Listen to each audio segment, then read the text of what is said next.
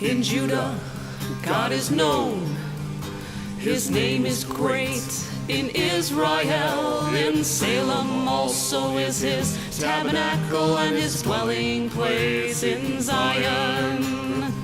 There break he the arrows of the bow, the shield and the sword in the battle. In Salem also is his tabernacle and his dwelling place in Zion.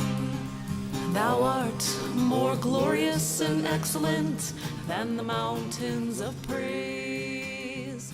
The stout-hearted are spoiled. Hello, good morning. Welcome to Lima Lamb Bible Studies. We're continuing today in the Psalms.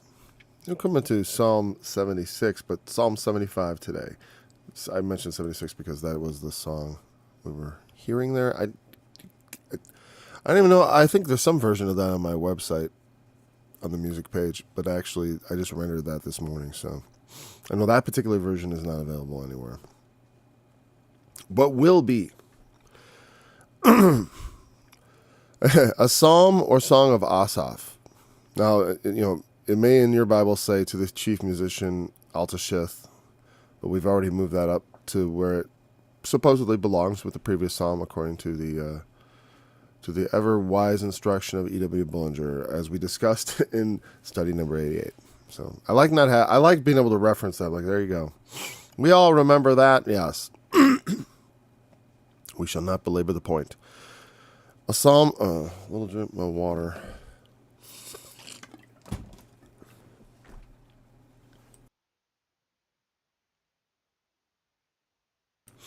All right. A psalm or song of Asaph. Talk about that later. Unto thee, O God, do we give thanks. Unto thee do we give thanks. For that thy name is near, thy wondrous works declare.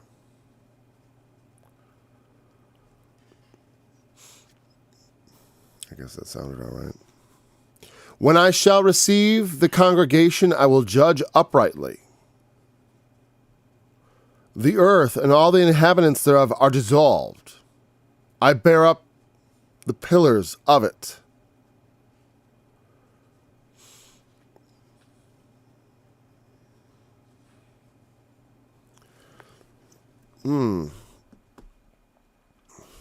Interesting. Selah. I said unto the fools, deal not foolishly, and to the wicked, lift not up the horn. Lift not up your horn on high, speak not with a stiff neck. For promotion cometh neither from the east, nor from the west, nor from the south.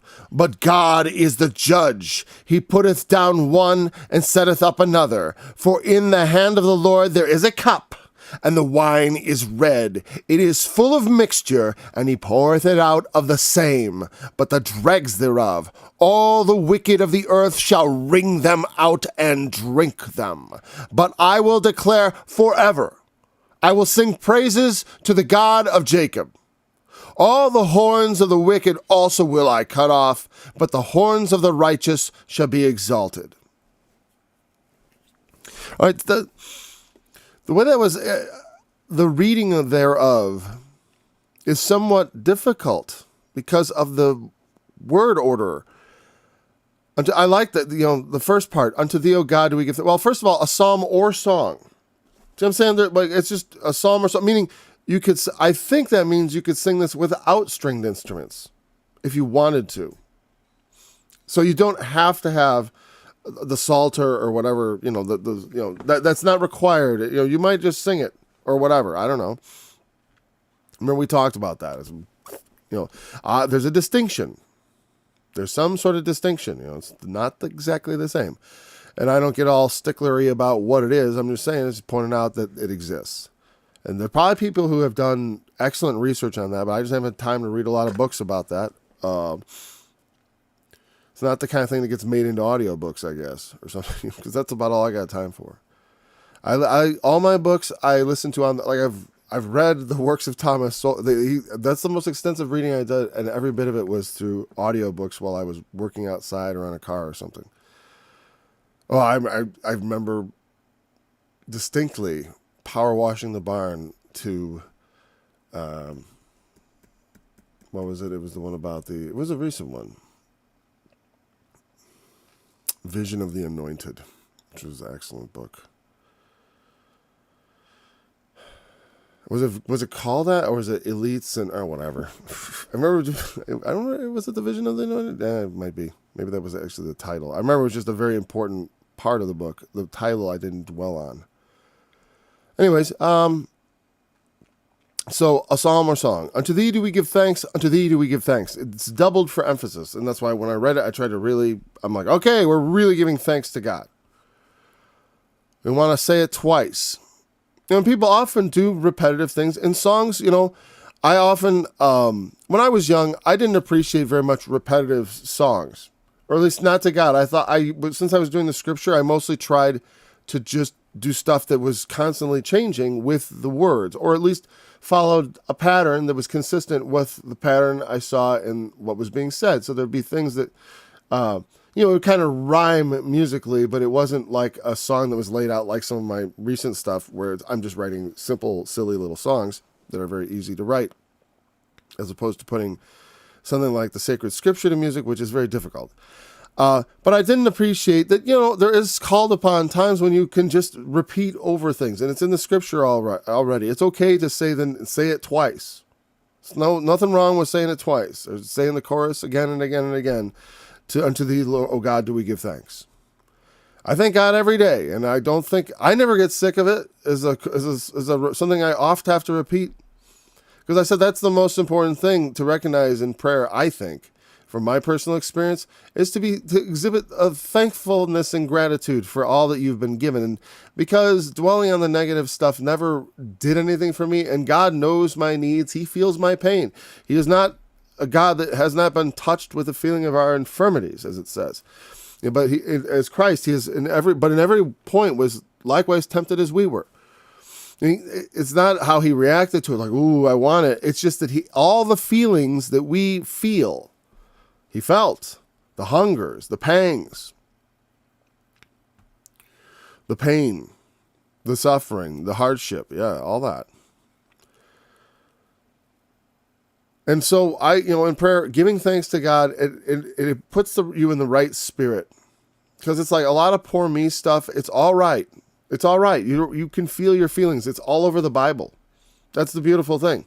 But that is not to say that is the optimum mindset for someone who's praying. Just like he said, when he went into the sanctuary, he considered, then he realized, God has it. That's why Paul wrote that wonderful passage it's Romans 8, probably, right? Yeah. That nothing is able to separate us from the love of God, neither height nor depth. That when we are called according to His purpose, and we have the faith of Christ and received His grace, there is nothing that can stop us from obtaining the salvation which He promised us. We will have it, unless you would willfully walk away from it or discard it. And the scripture suggests such things.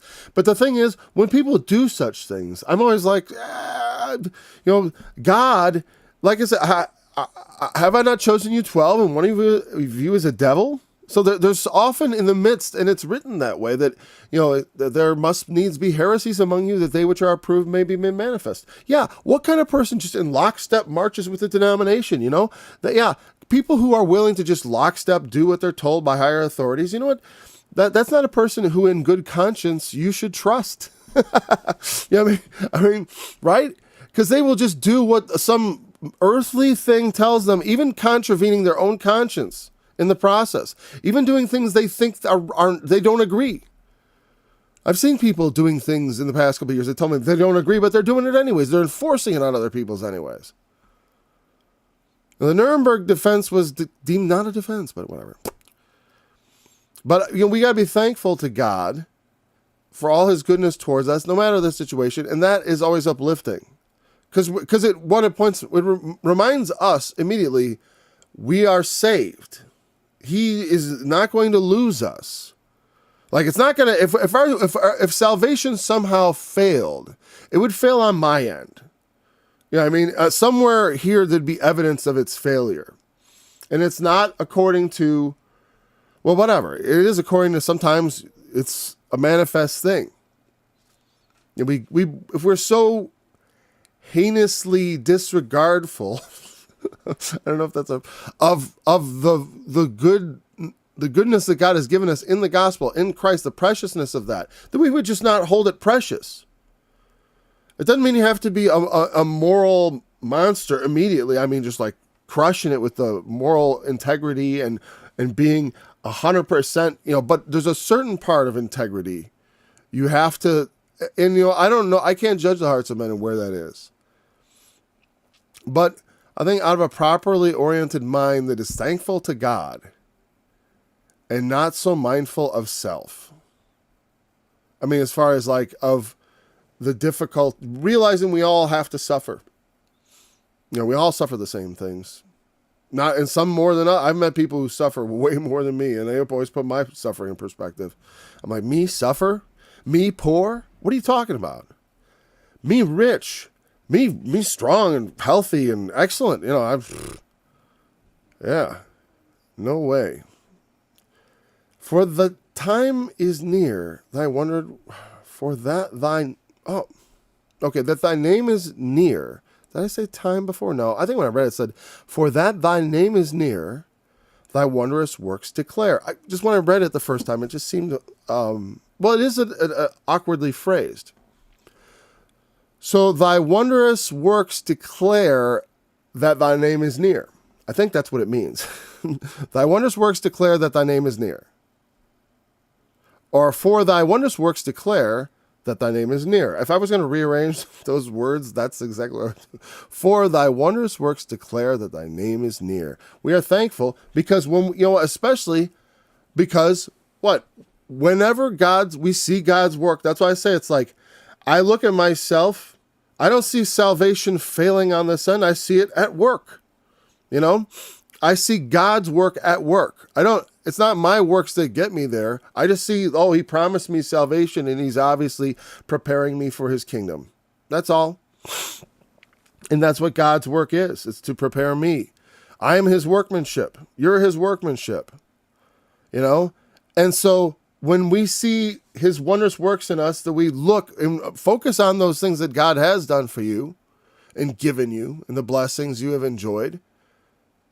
And you can look at and through those works that he has done, you see that he is near. That means God is not far from you. When you see God's work, hey, God is near at hand. It often seems like God is not near at hand. A lot of times man feels like God hides himself, or God has turned his back on you, or God has forsaken you, as Psalm 22 says. But if you read those passages, you realize it's like the point of that is, no, actually, I haven't forsaken you. That's just how you feel. Facts don't care about your feelings. Like, the fact is, God really hasn't forsaken any of his elect, ever. Never. And it's like, again, because to me, it's like the true concept of being left, abandoned. It's not like when you're at the store and you're missing your mom for 5 minutes and you're like, I think I've been forsaken and abandoned. I mean, are we that? You know what I'm saying? That's the kind of fear we basically have in facing things. If we have a close relationship with God, we have to trust him right through the gates of death. Right through the gates of death. And and for as someone who's not, known for his magnificent heaping piles of faith, or not by nature anyways, which, someone who's a non-Christian hearing that would probably have, you sound like someone who absolutely believes. Yeah, that's true. But people don't understand, I see faith on such a, to me, faith is also Peter walking on the water with Jesus. He doubted. I doubt all the time, and it's ridiculous. I don't even like it. I don't even like it. But I'm not pleased. I take great comfort when I see people who doubt in the scriptures and the Lord is not rebukes them, and I'll take the rebuke too. That's why I tried to learn how to pray better. I was never really a good person at prayer because I guess perhaps I'm not good at social interactions by nature anyways. And, I developed those skills. I had to work on it. And even then, I was like, I'm sure people would say, Paul, I think you need more work. think you need to work a little harder on that. Granted, as we all need more work. And that's what we want. We want to see God's works. I love works. I just never want people ever to think that I teach salvation by works. What I'm saying is salvation comes and then God does just wonderful works in your life. And they are manifest in things you do and say and create and are part of. And those wondrous works show that his name is near and that you are indeed a Christian. His name is upon you. The name of Jesus. You carry it. And so we give him thanks. When I shall receive the congregation, I will judge uprightly. The earth and all the inhabitants thereof are dissolved. I bear up the pillars of it. And I think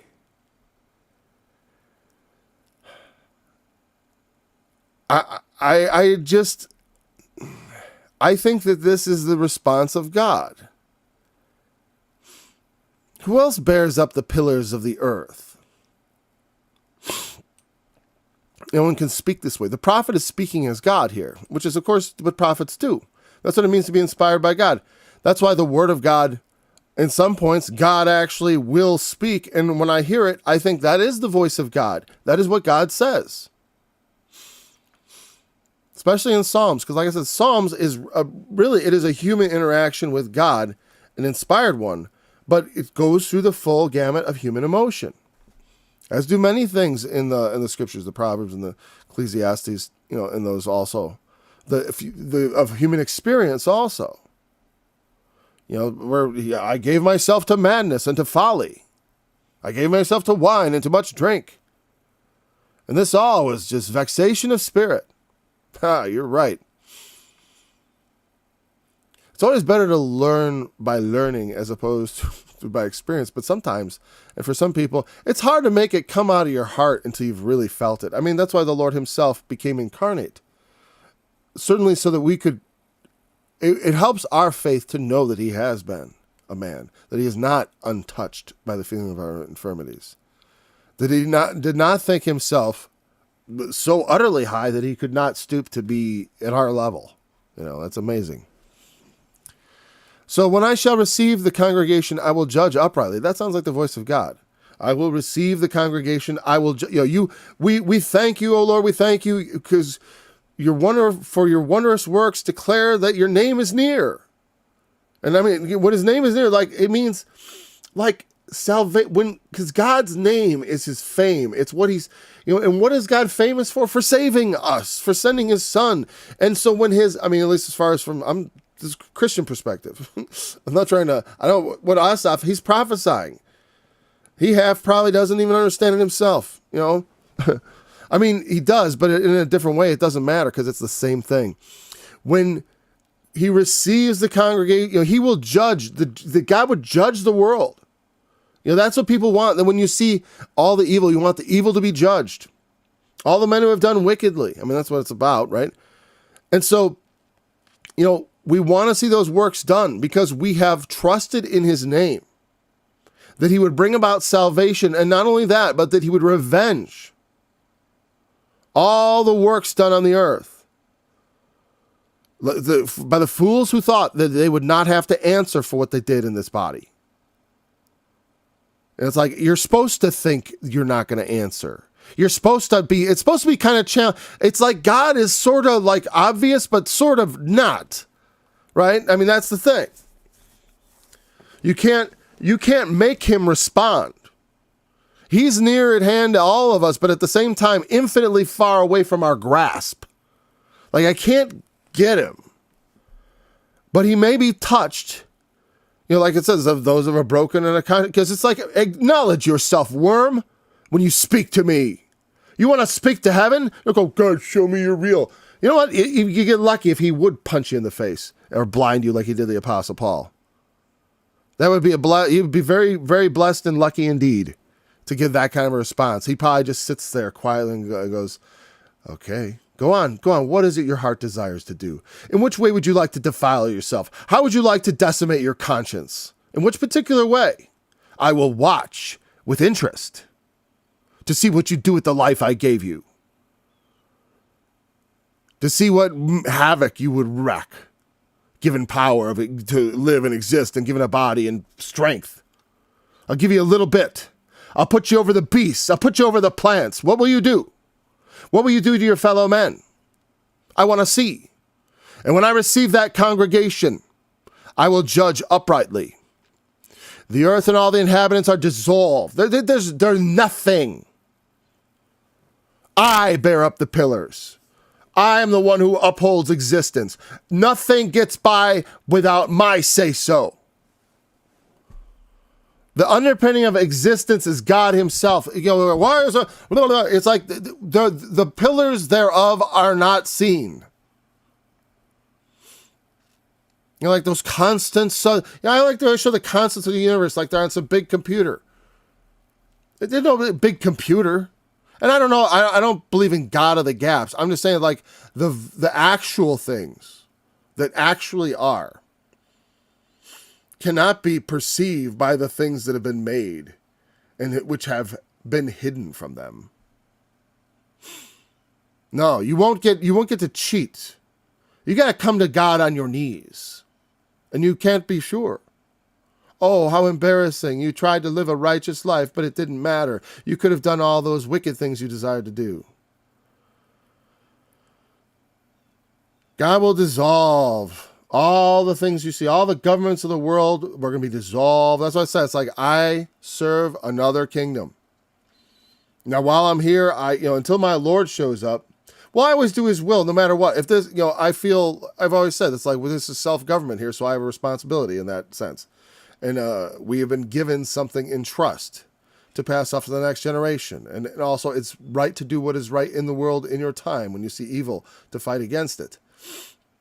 But that is not to say, well, again, I serve the right. I mean, correct, not the right, left. Jeez. I serve the right. I always hate that right-left designation. It doesn't even make sense. It's just like it's like this arbitrariness. Right or left. It's like you gotta be all the way on one side and it's like the farther you are on either side, you're the more evil. It's just a thing of there are significant differences of opinion there, obviously, that means something. But I don't want to talk about that. I mean right in the sense of doing the right thing.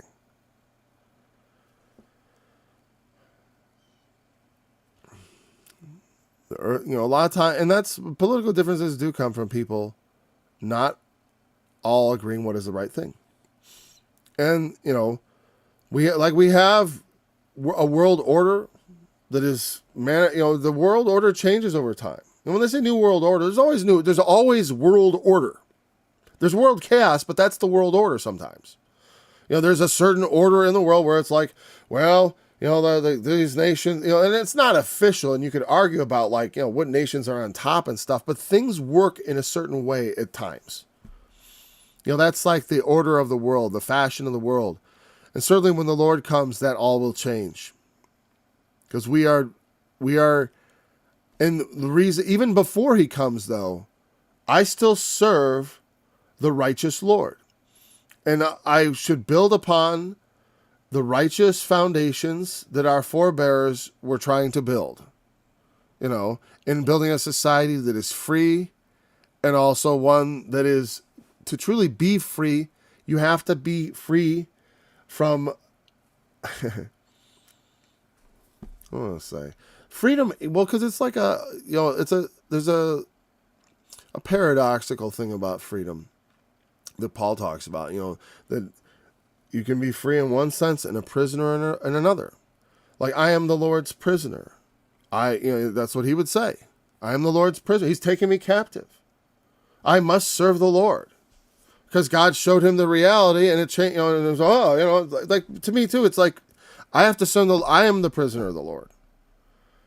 But I don't want to be free, because everyone's going to serve something. You're going to be prisoner to something, prisoner to your passions, and prisoner to your desire, to the things that you want, the lust after, the whatever. We all are taken prisoner by the things that we occupy ourselves with, and a lot of times deep down we know what those things are, or we may know right on the surface. And so to when I say be truly free, I mean to be free in the sense that I want to be free, which is to not have, I don't know, not to be interfered with mostly, and in another sense, it's like also I don't want to have the state impose immoral things on the children of my neighbors who depend on it for their education. I'm kind of disturbed. I send my daughter to school and like a quarter of the girls are declared lesbians. That's weird. Because that's not what we were sold, right? That's social pathogen because that's not what was sold. It was sold, well, there's this like small percentage of people that are born kind of unusual with their passions misaligned instead of at the opposite sex as it ought to be by nature, because that is how nature works. They are, in contrary to nature, aligned towards the same. And the point, and I always have preached tolerance, just as Jesus said, you should not stone the woman, right? But who was caught in the act of adultery. I think it's along those lines. Less so, well, more so in some ways, less so in the other. Because more wrong in one way, a lot less wrong in another, because of there's no promises involved in sacred duties and vows in that thing necessarily, though it could involve breaches of marriage vows and stuff, obviously. But anyways, having all that stuff, it's one thing to just be forgiving of those who do such things and not pry into their lives or seek to destroy them or in any way, live and let live. I believe that in this world to be free. But when it comes to now you want to start instructing little ones, and also the fact that it's manifest that, an inordinate amount of people in even an extremely conservative area, a conservative school, a conservative school district, that the cultural push for people to do things contrary to nature with their bodies, that push is effective. Because while I've always agreed that some people are born with an anomalous desire, some people, it's going to be this tiny percentage, like 1%. And the people who are born believing they should be the opposite gender, like legitimately of themselves, is going to be like 0.01% or 0.001%, something even smaller than that, who are born by nature. But we have this trend now because of society, which proves that you don't have to be born like that to be indoctrinated into it and to be seduced into it. And more so when you catch children when they're young, when they really have no natural sexual attractions, but to pervert their mind and to start thinking about these things. And I know this from experience because that's what happened to me when I was 5. I was exposed to sexual materials at 5 or maybe 4. And then at school, I was instructed in all kinds of perverse, explicit jokes by the first grade. From just a very innocent looking little girl who had all these extremely explicit and dirty jokes. And then a friend instructed me in all within, by the time I'm 7, I know way too much and also nothing. I knew nothing. I didn't understand it at all. Not at all. I'm not going to go into the detail. The mechanics, I didn't even really understand. I just kind of understood some things. But in many ways, it shaped my future in a way that was so regrettable and caused me so much pain and upset in my raising and later on in life repercussions. That I, only into my adulthood, I finally began to fully get a grasp on and be able to shove away from myself. And I can only imagine and that was years ago, and now, and then with it being just culturally everywhere, so that even in conservative school districts where I don't think they teach this stuff, it's just blossoming everywhere. It's because it's not something that's entirely inborn, of course. Do I believe there is a small number of individuals? Yeah, definitely. I remember like there was one kid in my school district who I look back, I'm like, yeah, there was something up with that guy from little on, you know, and that's of course, but I look at that like you gotta, like someone who's been born with Down syndrome, as far as I'm concerned, you pity and love them. You don't like mistreat them, you know, but you can't let them touch the kids, you know, that's the thing. As far as you gotta protect children. It's not that people can't be trusted, but, you know, because the world is full of corrupt people. You know what I mean? And just because someone has a particular direction of their corruption doesn't mean that they're going to be that way. But per capita, it's more likely. That's the truth. Okay, so that's a little digression, but it's all in the subject of this, really. We stand for what's right. God stands for what's right. He's going to judge the world. And there's, like I said, I believe in live and let live, but there's a degree of like, wait a second, we can't have. Some things we can't have. We can't have that. Can't have it. Won't have it. And, it's not just me that says that. I don't think that one will fly. You know, I don't think it'll fly. They might get it to fly by for a bit, or they're trying to. That's why we should try to stop them. I got my arrows. I got when I'm polishing up. All right. I said to the fools, deal not foolishly, and to the wicked lift up not the horn. Lift up not your horn on high. Speak not with this. What's this horn stuff?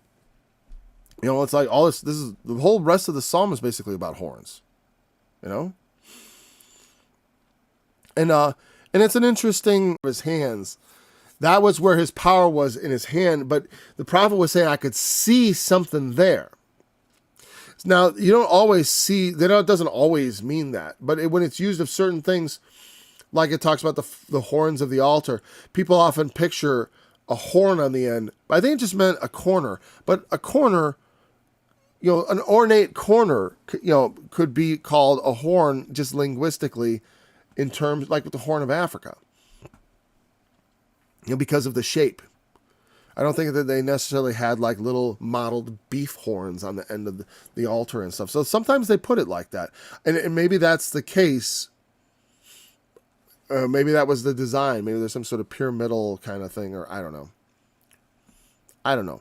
But that, you know, since a lot of these things, they don't have the actual things, we don't really know. But when it talks about them lifting up their horn on high, lifting up the horn, it means like raising up your power. You know, like I said, you have been given power in this life to use it. I mean, and well, how will you use it? God's given us all a little bit of power, some more than others, you know, but we have a life. We have the power to live if we've been put in that place. Even people who are in bad places power through their lives in their way. You know, like the Gulag Archipelago by Solzhenitsyn. You know, when they were in the gulags, he realized the people who were most, that he was like admiring, and it was the people who had their faith still. They were not broken by it because they have the confidence of victory. You know, I mean, even in death, I have confidence of victory. It's like, see you in a bit. Lift up not your horn on high. Careful what you do with that. Don't raise up your horn, you wicked. You think, you know, you're not going to get away with it, you fool. You know, that's a deal not foolishly, fools. Don't lift up your power to use it. What are you going to do? You know, to what? To what end? Well, it's to wicked ends. It's very generic here. It doesn't really bother, you know. Yeah, to oppress the poor, to wring out the needy, to rape and pillage, to steal, whatever. Or to steal by other means. There's all kinds of ways to rip people off. It always ticks me off a lot of times when, you know, the way they make things to break and stuff like that. And it's like, I'm dishing, like I can't get a sink to last more than a couple years. And I'm afraid to spend more because I'm like, why spend, you know, why not spend $20 on a sink that's going to break in 5 years and then spend what do I got to spend $300 to get just proper plumbing parts?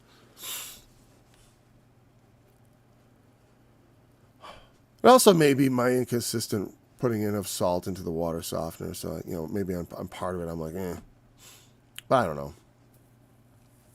It seems like it's more than that. Like they make them. Well, yeah, when things just crack off and stuff, because the plastic is too thin, and they make it like that.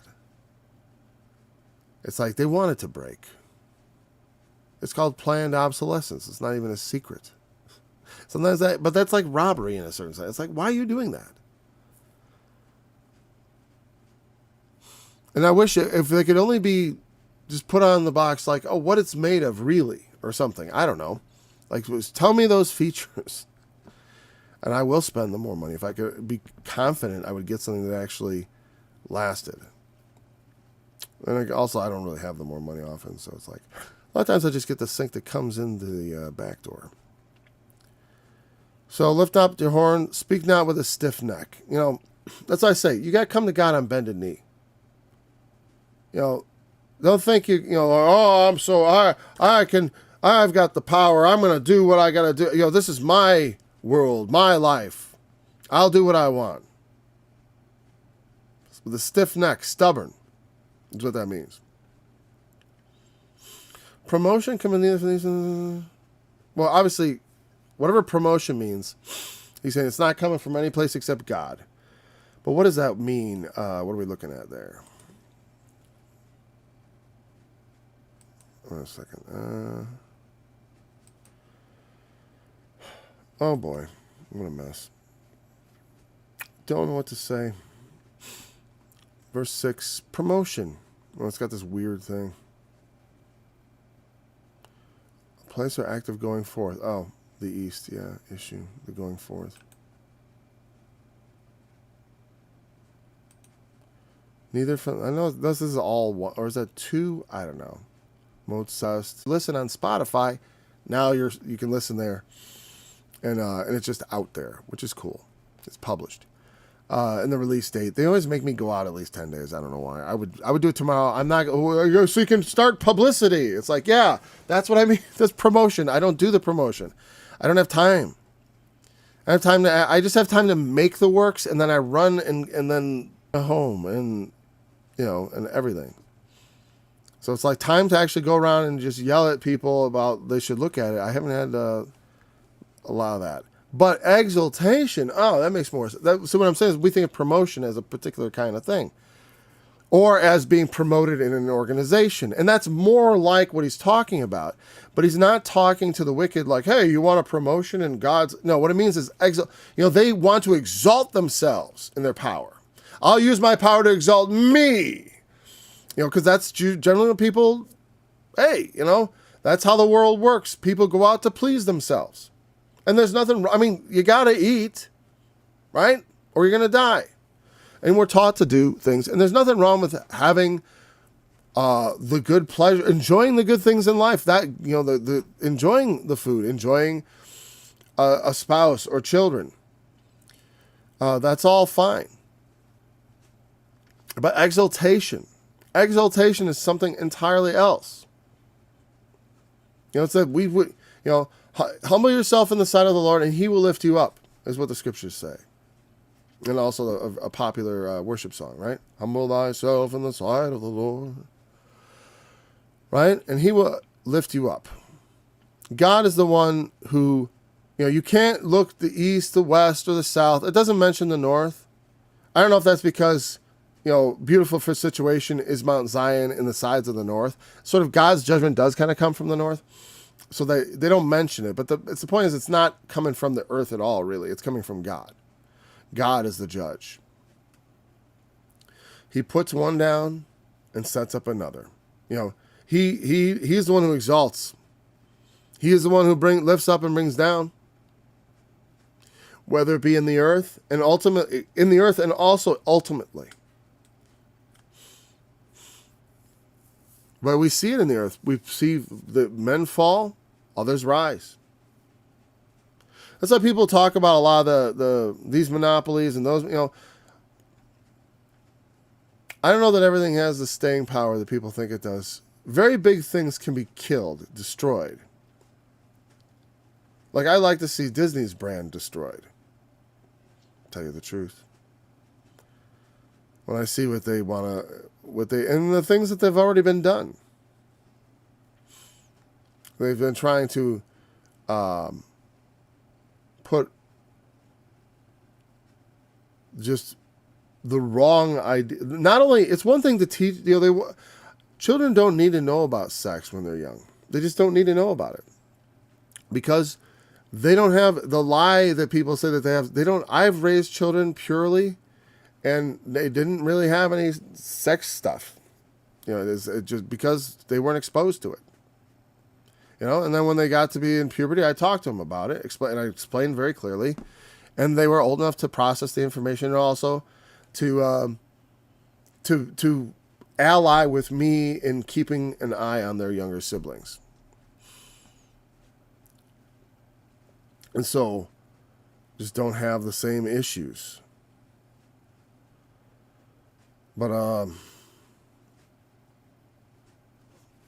anyways, but when they try to put these ideas in kids' head, they get them thinking, because you're putting, what are these ideas? You're getting them to think wrong about, like when I would talk to my kid at 13, I'm going to say, this is how it works.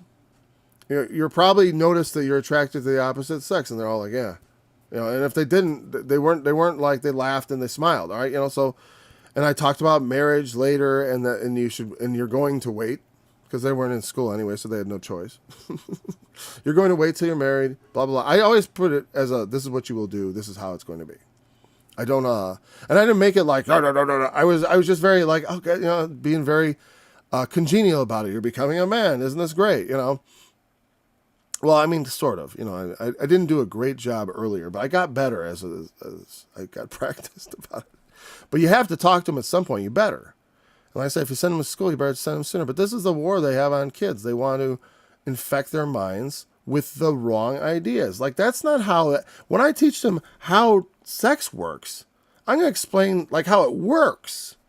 Like, there's only one way to reproduce a human being naturally. Only one way naturally. It has to get, the seed has to get to the egg. And, and there's really only one proper way to do that. There's really only one proper, natural, of course. I mean, I know they could take a turkey baster and figure it out, right? Right? But I'm talking by nature. There's only one way it works.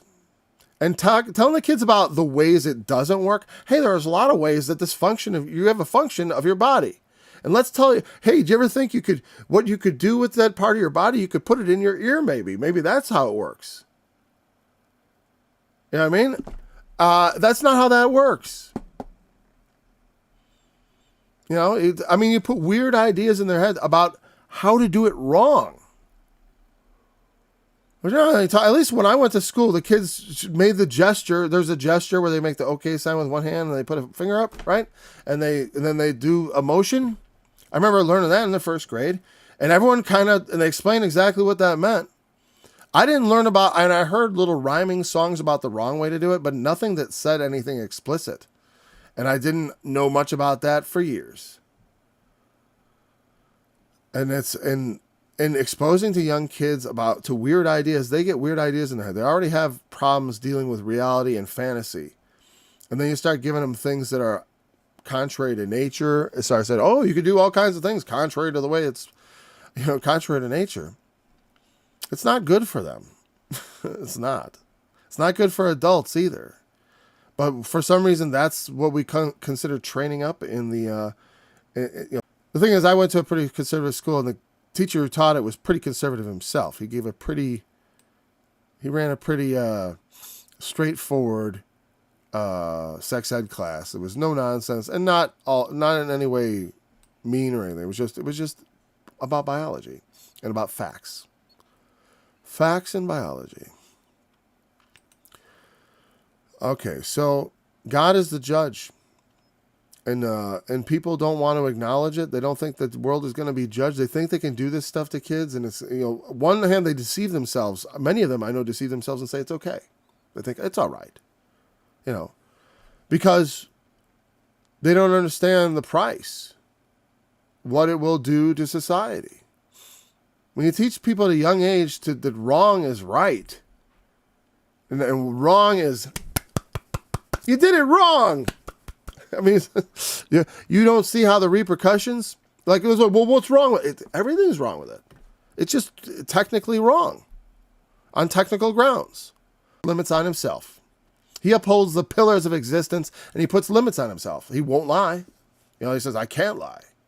And that's just one right there. And there's other things he won't do. He doesn't create sex planets for himself, but maybe you would. And if that's the case, you're not going to share in his power for eternity, because it just doesn't want that kind of a world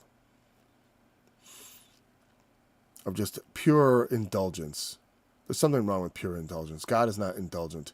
He works. He makes things. He upholds things. It's like, you think about like what he's done with his power. It's amazing, given all that power and to do this and to let me see it. I'd like to keep seeing it, Show me more. It's so foolish. God is judge. In the hand, I love these verses. These are just gorgeous, right?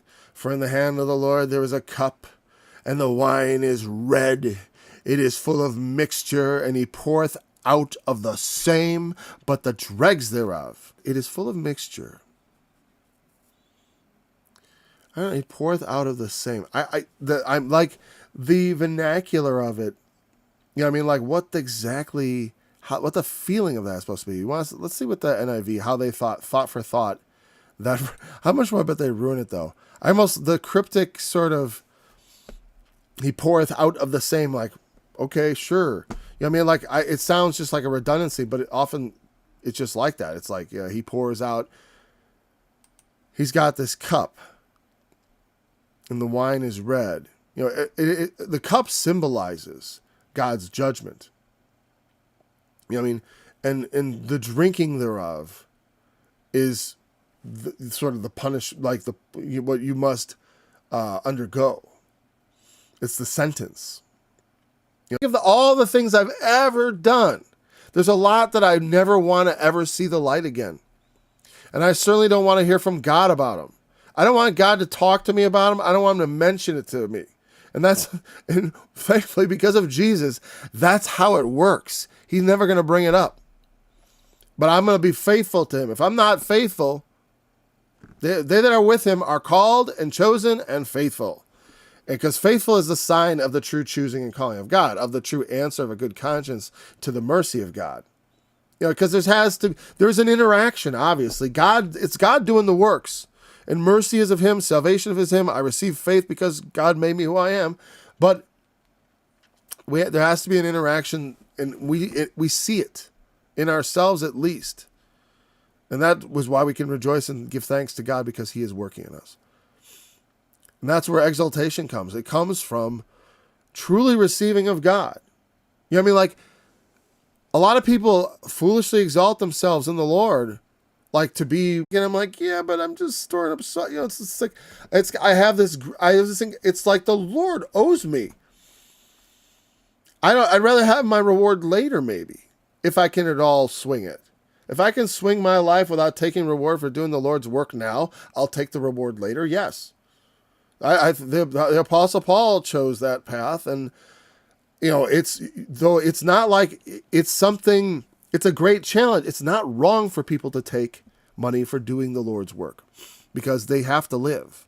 And like I said, if someone's doing I'm just doing a 1 hour Bible study that I am very ill prepared for. So, but I think that there is still value there, as the people who listen probably think there is, right? So, but the point is to give to you, not to take from you. But some people, they exalt themselves. And when we humble ourselves and allow God to exalt us, then we're truly exalted, like for real. You know what I mean? Like he says, take a low seat. And then when the guy comes up, hey, wait, don't sit down there. Come up here. Sit by me. Sit at the important table. You know what I mean? You don't try to, there's ways in which just men violate so much of what God has revealed is the way. And you can kind of see in them that they're not really anything. but their works are like wood, hay, stubble. Then maybe they'll be saved, yet so as by fire. I don't know. I'm not going to judge their souls. I think a lot of people are trying to do good and and their consciences are actually clean, but they just they believe are wrong. And to me, okay, but that's an admitted, like you believe it's wrong. Me too. I do those things too. Not the same things, not things that affect other people so much or have affected. Yeah, they affect other people too, I guess. I don't know. I am also guilty, but we got to get it straight. We got to understand God, every idle word will they give account thereof in the day of judgment. Not us, thankfully. I'm not so worried about idle words as the idle deeds. Yeah, I don't want to be judged for everything I ever did. Some of it's just embarrassing. I don't want God to look me in the eye and tell me all the awful things I've done.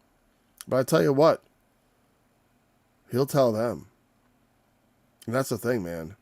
When I think about times when I felt like I failed my wife and how badly I felt about it, and I wanted to make things right between us. And I had this desperate desire to right them and to say, well, let me explain. I wanted to say something about it. I wanted to answer. They'll be speechless, but they'll be wishing they had some answer. Because there's no good answer. Like I have no good answer for any of my sins. Like no good answer. No answer that like actually excuses me. Not one. I only have the blood of Christ to rely on for that. Because there's no, you got to be mindful of your sin because God is going to punish it. And that's why we must turn to Jesus. Because you don't want to drink that cup, man. He drank it for us. He drank it for us. That's why in Gethsemane he prayed, Father, if it be thy will. If it be possible, if there could be another way. Nevertheless, let it be as you will. Let this cup pass from my hand. I left that part out. If it be possible, if there be another way, then let this cup pass from my hand.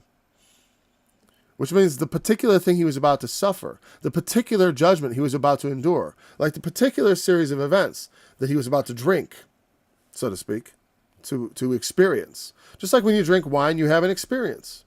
The alcohol enters your body and you have, that's an experience. That was that cup of wine.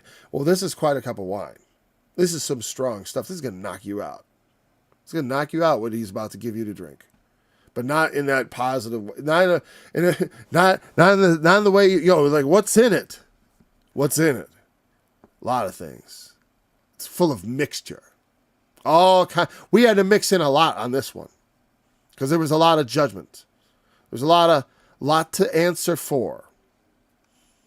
And he poureth out of the same. It is full of mixture. He poureth out of the same. I was going to look at the NIV really quick. And I don't want to forget to do that. Let's just look at that. Dregs. Okay, so they went with a different flow for it. Okay, fine. They're probably right. King James probably stepped on themselves this time. It's just the flow that's wrong. So it is just like I said, he poureth out of the same. It's just a King James thing. It's more of he pours out from that cup. I don't, of the same has no actual value, and he poureth it out. In fact, if I look back in the King James Version, I'm going to just do this real quick. Where is that? Ring. It should be on the screen. Oh, I move it over a bit. Sorry. There we go. Shall wring it out of the stem out. Wait, where is poureth out to pour of the same? This. It says this word means this or here. So this he poureth out. Whatever. Yeah, I get. And he poureth out of the same. It would actually be better translated this way. For in the hand of the Lord there is a cup, and the wine is red. It is full of mixture. And this he poureth out. But the dregs thereof. And the but is not meant to be like a contrasty thing here. Notice in the, I believe the NIV, they just had and. Because it's probably just the word, I'm not going to go into the interlinear, but it's probably just the word that can mean and or but. It's not even a word. It's like a letter they add to the front of the word. And a lot of their, the prepositions and stuff are actually contained on the word that it's the root word, and it's like, so they're attached. They don't have them like separated off sometimes.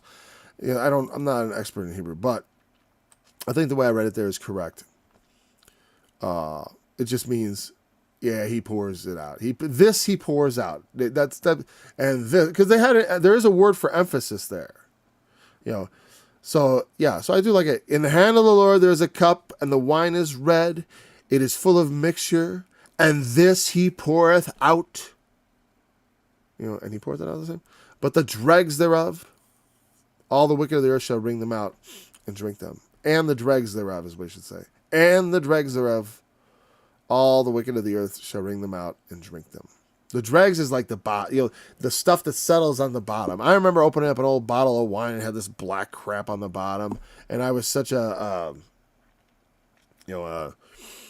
was such a creature, such as would be like, well, let's drink it up, and it was awful.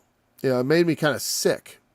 So, the bottom of the cup, that's for the real, that's for the guys who are truly dedicated to their craft as far as it comes to getting overloaded. It's not a good idea. But in this sense, I mean, no. You're going to drink out every last drop of God's judgment. You're going to take it, every single drop of it. Because they that showed no mercy shall receive no mercy. God will judge them according to their works. And it's just not going to turn out too well, especially for the wicked. But I will declare forever, I will sing the praises to the God of Jacob. All the horns of the wicked also will I cut off, but the horns of the righteous shall be exalted. Again, horns is the exaltation of power. In this, it's the manifestation of power. The horns, their strength, their ability to fight and to contend for right and wrong.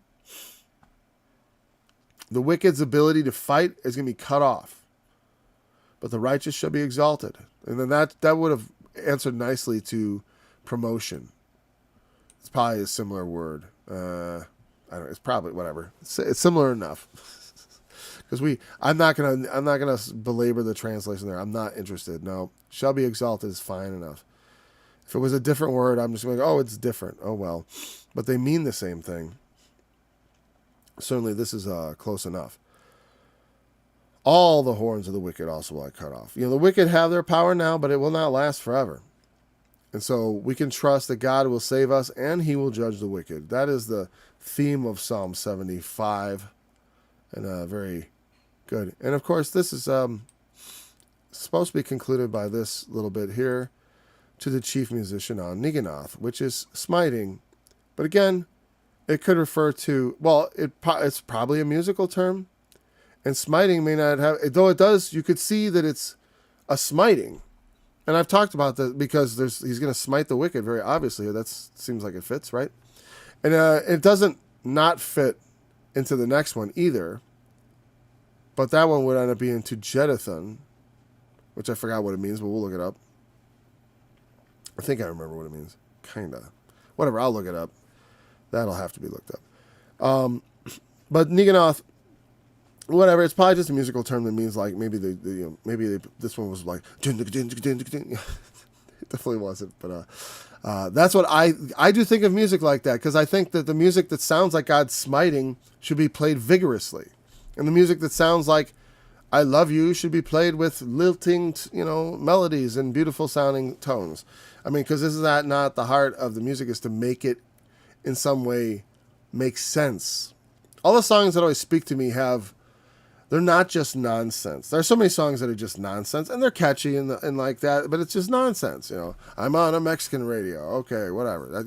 That one just strikes me. Or I think I'm turning Japanese. Who cares? And there's actually more of a point there, I think, but I really don't care.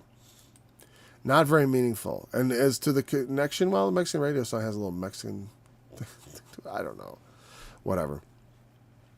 But we'll conclude right there. We'll pick it up with 76 tomorrow. Thanks for joining me. We'll be back again tomorrow. So I find my music again. Here we go.